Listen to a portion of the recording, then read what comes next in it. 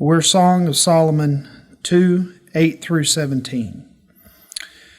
The voice of my beloved, behold, he comes, leaping over the mountains, bounding over the hills. My beloved is like a gazelle or a young stag. Behold, there he stands behind our wall, gazing through the windows, looking through the lattice. My beloved speaks and says to me, arise, my love, my beautiful one, and come away. For behold, the winter is past, the rain is over and gone. The flowers appear on the earth, the time of singing has come, and the voice of the turtle dove is heard in our land. The fig tree ripens its figs, and the vines are in blossom. They give forth fragrance. Arise, my love, my beautiful one, and come away. O my dove, in the clefts of the rock, in the crannies of the cliff, let me see your face. Let me hear your voice, for your voice is sweet and your face is lovely. Catch the foxes for us, the little foxes that spoil the vineyards, for our vineyards are in blossom. My beloved is mine, and I am his. He grazes among the lilies, until the day breathes and the shadows flee. Turn, my beloved, be like a gazelle or a young stag on cleft mountains. I want you to see first in verses 8 and 9 that you have to think highly of your mate. You need to think highly of your mate. Listen to how Shulamite here describes Solomon. It's quite a fascinating thing if you picture it. Try to picture it in your mind. He says, here he comes, leaping over the mountains. Now, have you ever known anybody that could leap over a mountain?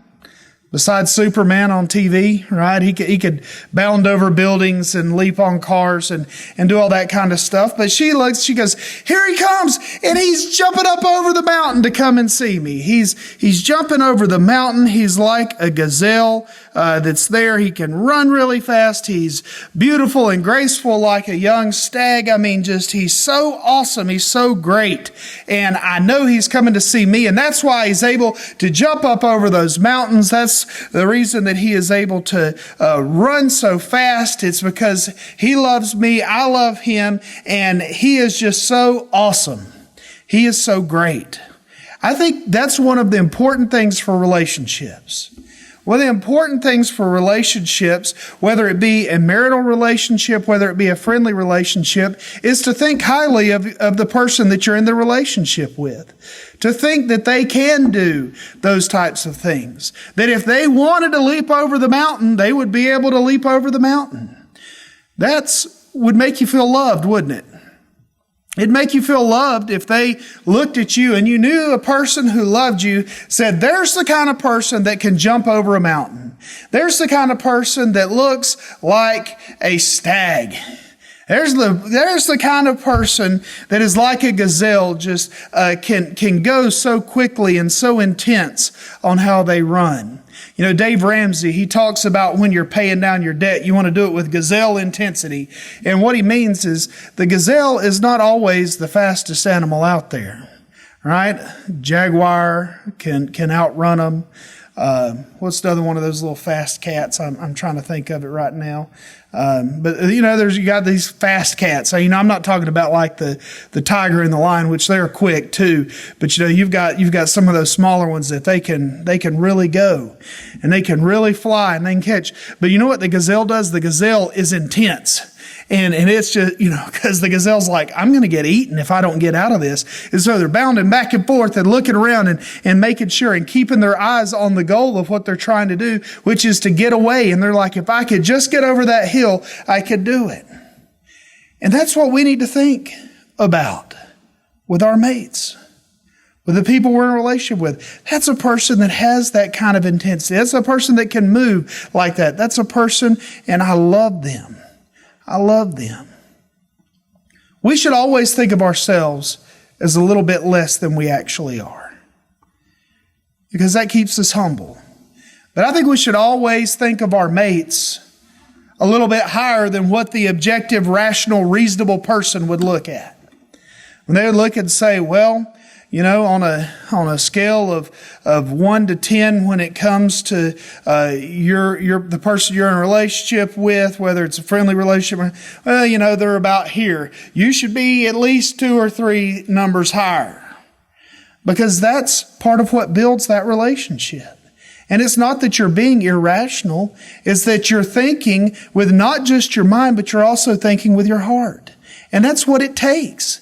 That's what it takes to grow a relationship like that. So she says, here comes my Solomon, and he is jumping over the mountains. She's saying, I know Solomon, he could jump over the mountains if he wanted to. And we look at it as rational people, and we're like, if he tried to jump over a mountain, he's going to hit his shins, right? And it's going to be on a rock that's about 18 inches off the ground, because we know he can't do that. But here she is saying that he can. He can't run like a gazelle, but she says he can. He probably doesn't look, I'm sure Solomon was a good-looking guy.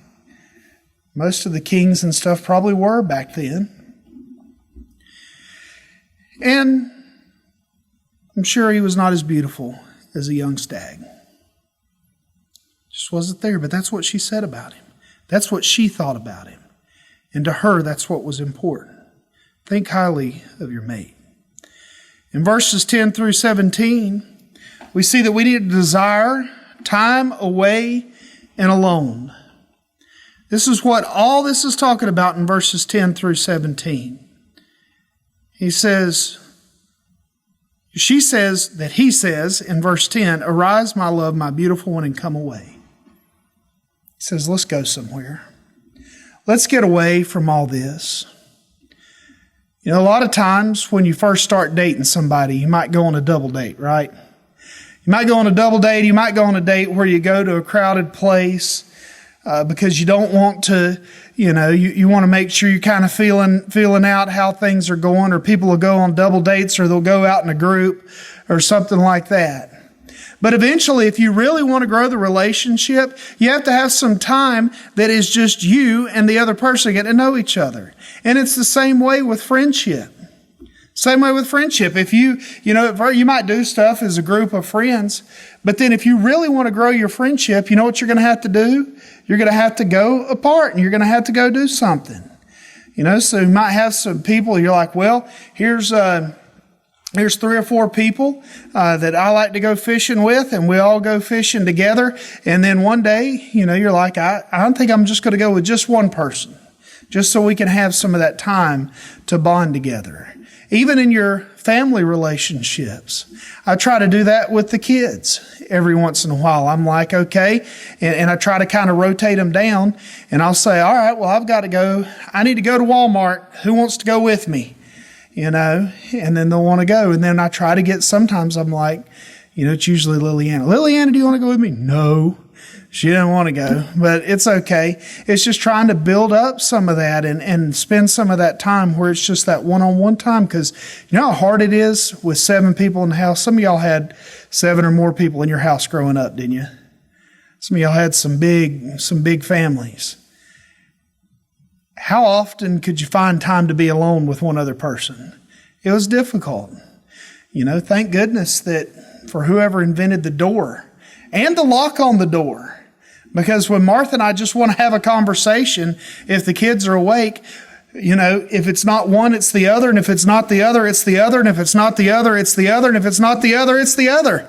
They want to come in. And we just finally have to say, we want 10 minutes to carry on this conversation. So just go. And that's what you have to do sometimes, is you have to get away to build that relationship. And they're talking about here basically taking a little vacation. Let's go out. The flowers are starting to bloom. Let's go look at the flowers. You go out to the mountains, the leaves are starting to change, and they are. Leaves are starting to change. Let's go see the leaves. Let's just go out for a little while. Let's get away from all the mess that's going on in the world. Let's get away from life for a little while and work on our relationship. And you could do that with friends. You could do that with your family. And it's important, very important, to do it with your spouse, with your mate. She says something important in verse 16. My beloved is mine and I am his. That's something special. Something special in a relationship. It's one of the amazing things about marriage. We become each other's. When Martha and I stood at that altar, And Reverend Love, that was his name. How appropriate. Reverend Love asked, do you? Well, he said, we did. And then I was no longer just myself. And Martha was no longer just Martha. We became one together. We are each other's. I am hers. She is mine. And that's a very important thing to know. That anything that I do, it doesn't just impact me anymore. Anything she does, it doesn't just impact her anymore. And then, we know that in other relationships as well, but it's just amplified up in that marital relationship. My beloved is mine, and I am his. Important. And especially important when we think about how we apply this as a church. We think, first, that we should think highly of our mate. Who is our mate as the church? Jesus. Jesus is our mate. Why? Because he's the groom, we're the bride. Martha and I were actually talking about this on the way over, because I was talking to somebody and they were talking about, there's just so many hypocrites in church. And I said, of course there are. We're all hypocrites. We're all imperfect people. If we were perfect people, we wouldn't need church. Right? If we were perfect people, we wouldn't need God. But it reminded me of, so many people will say, well, I like Jesus, but I don't like the church.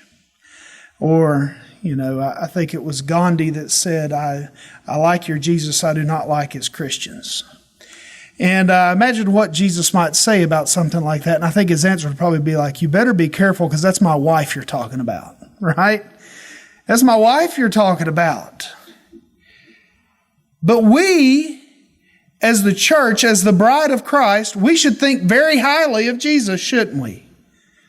And the thing is it doesn't matter how highly we think of Jesus, we're never going to be able to think highly enough of what he really is. So while we might think of people we have relationships with that they're better than they actually are, no matter how good we think about Jesus, we can never get to the point that we actually think about him higher than he is, because he is the highest thing. In school, when people would argue, they'd say, you are more. Well, no, you are infinity. Well, Jesus is infinity to the infinity power. That's how great he is, and we need to think highly of him. You want to know somebody that can leap over a mountain?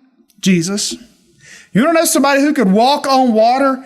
Jesus. You want to know somebody that could calm the storm with his hand? Jesus. He could do all that, and he can do all that. And so we have to think highly of him.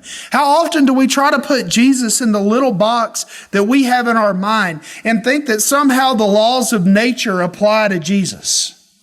They don't.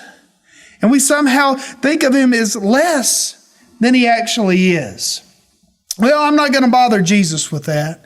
I'm just going to try to do it on my own, rather than trusting in him and letting him do what he wants to do, which is take care of you. We need to think highly of him.